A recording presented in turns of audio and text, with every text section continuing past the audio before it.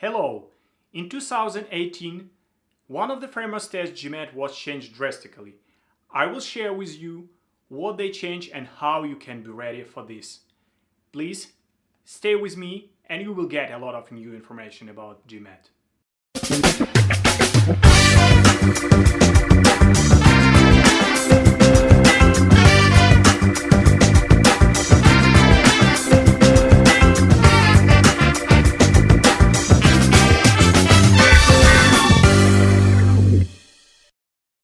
Today I will tell you pretty interesting information about GMAT. Stay with me and let's go.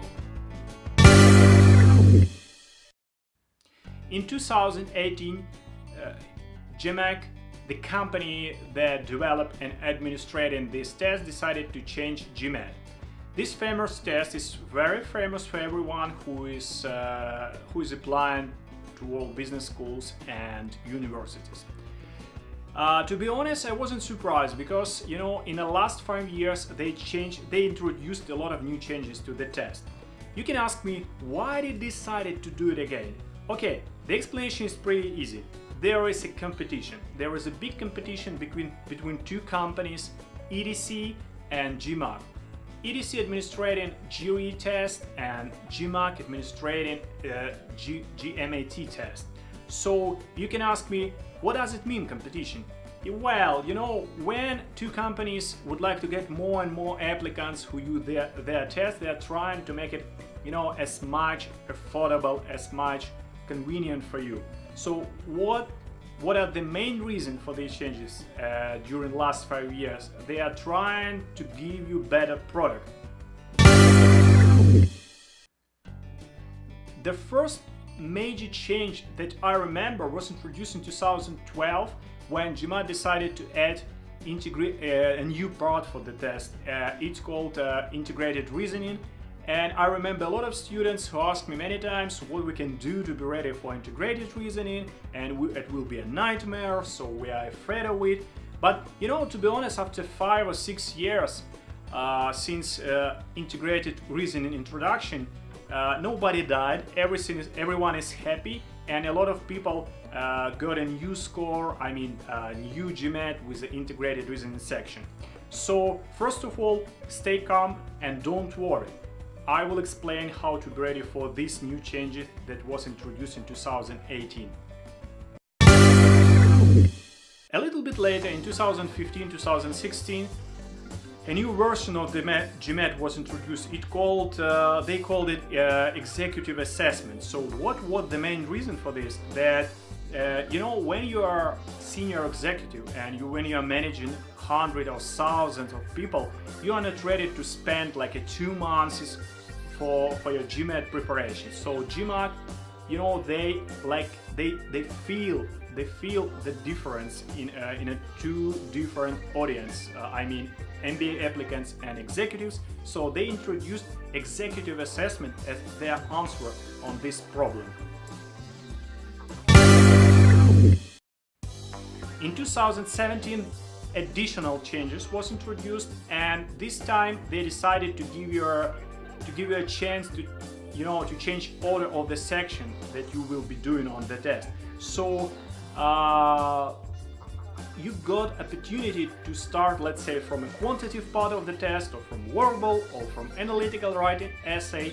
So in my opinion, it gave a little bit more flexibility to everyone who want to pass this test. So in my opinion, it was a pretty good and pretty interesting changes that help many people to be less nervous on the test. Okay, and finally, bam!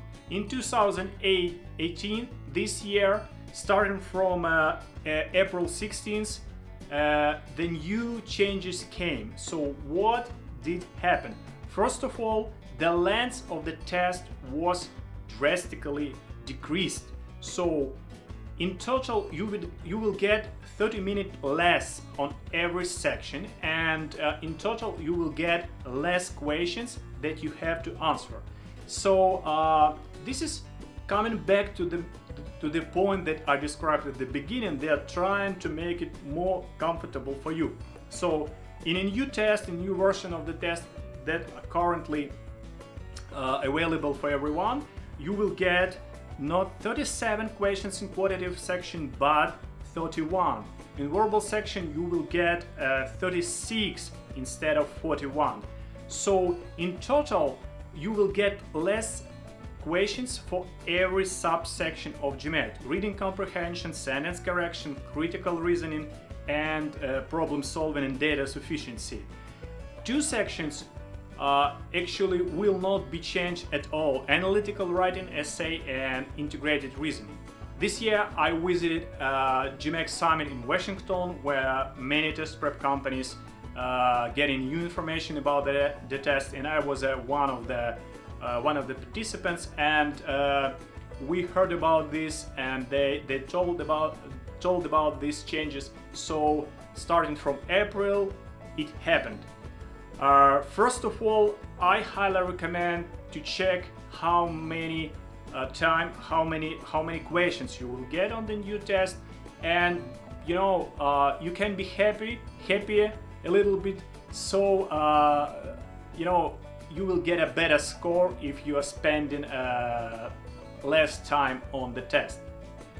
And my question: did you ever try to pass an older version of the test, or you just want to be ready for the new one? Please leave a comments and share with me what do you think about this.